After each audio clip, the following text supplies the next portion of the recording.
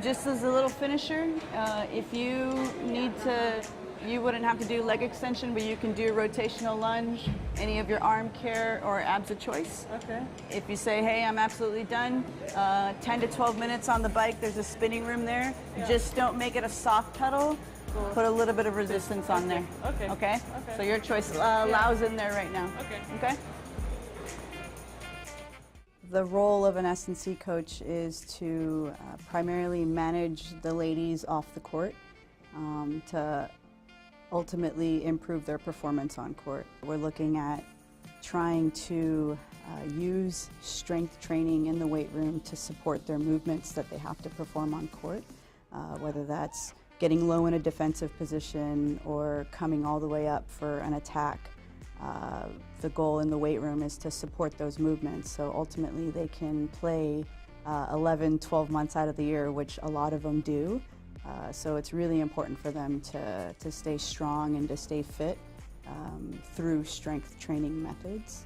And then finally, my other main responsibility is to help manage the recovery of the ladies.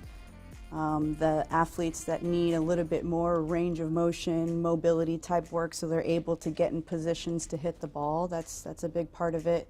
Or the athletes who are very loose and gangly and we have to kind of, tighten them up or strengthen them a little bit so the recovery for them won't be as much as an easy job for them. They'll have to kind of keep activating.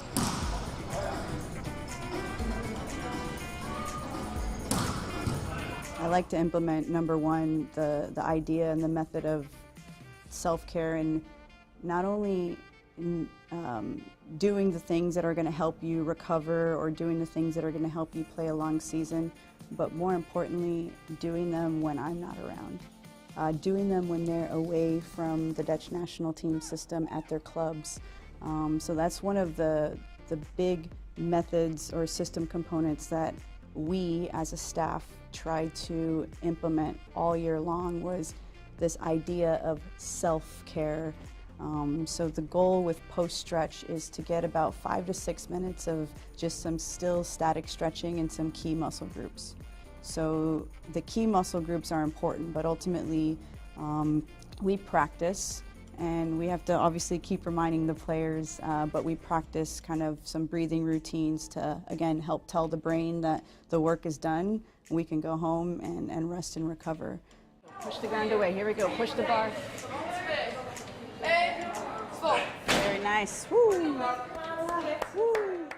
But in terms of when or why we're choosing to lift either before or after the game depends on the weekly load and how we're trying to balance the exposure so we're ready for next week. So for example, today was our last day. We have 2 days off.